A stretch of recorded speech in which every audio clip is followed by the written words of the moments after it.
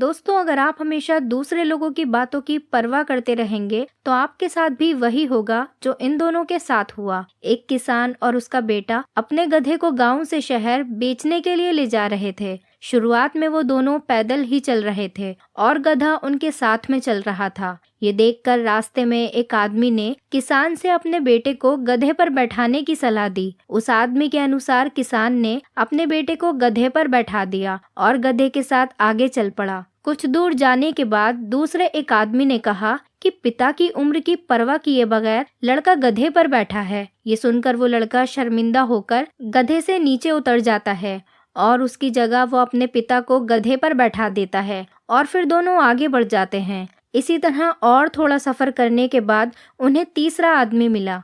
उसने कहा कि कैसा बगैरत बाप है जो खुद तो गधे पर बैठा है और अपने बच्चे को पैदल चला रहा है। ये सुनकर किसान को बुरा लगा और वो गधे से नीचे उतर गया। अब आगे क्या करना है ये सोचने के लिए दोनों पेड़ की छांव में बैठ गए। तभी वहां पर चौथा आदमी आया। किसान उस आदमी को अपने रास्ते की पूरी घटना बता देता है, जिस पर वो आदमी कहता है, ऐसा करो कि तुम दोनों ही इस पर बैठ जाओ। उसकी ये सलाह मानकर दोनों बाप बेटे गधे पर बैठकर अपने रास्ते निकल जाते हैं। फिर कुछ समय के बाद उन्हें पांचवा आदमी मिला और वो कहने लगा कि देखो तो क्या जमाना आ गया, बाप बेटा दोनों ही गधे पर बैठे हैं। किसी ने भी गधे के बारे में नहीं सोचा। दो लोगों के वजन से उसका क्या हाल हो रहा होगा। ये सुनकर दोनों बाप बेटे गधे से उतरकर खुद ही पैदल चलने लगते हैं और गधे को खाली ही अपने साथ चलाते हैं, जिस वजह से वो थक कर गिर जाते हैं और अपनी मंजिल तक नहीं पहुंच पाते। दोस्तों, इसीलिए अगर आप नहीं चाहते कि आप किसी के इशारे पर नाचें,